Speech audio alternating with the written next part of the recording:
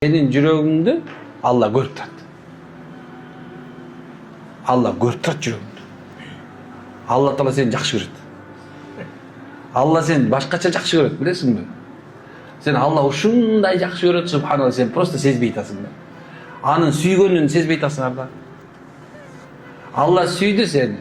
Қарасаң, сүйгөн себебінен встречаға мындай, жанагындай свиданияға чакырды.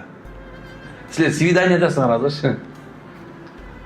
Свидания, субханалла, ушундай бир азыр, эселеп, Алла Таалам, субханалла, сүйгөн себебиненчи рызкыңды көбөйтүп берип атат. Эми кедей болбойсуң, билесиң? Умраган адам эми кедей болбойт, субханалла. Такыр болбосо эч качан эми ачка болбойт. Ачка калбайсың. Окей. Алла Таала ушундай сасык болчубуз да, Алла атыр берди бизгечи. Ушундай күнөөкөр болчубуз, Алла күнөөбүздү кечирип салды мына. Кантип Алла Тааланы сүйбөйт деп айтасыңар?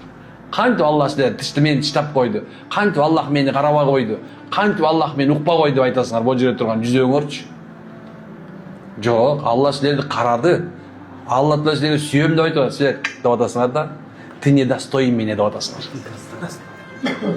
Шуну айтып атасыңар азыр. Кайдыгер болуп атасыңар Алланы сүйүүсүнө. Алланы силерди жакшы көргөнүнө кайдыгер болуп атасыңар азыр. Аллах акбар, Кудай сактасын, наузубилла. Ушундай. Мына эми ошончо мына эми умрага келдик. Караңыз кандай. Канча деген убадалар бар. Эми ошо убаданы мүшөк кылып жыйнап кетели. Муну мүшөк күнөөлөрдү кылып жүрчүбүз, эми мүшөк субханалла соопторду кылалы.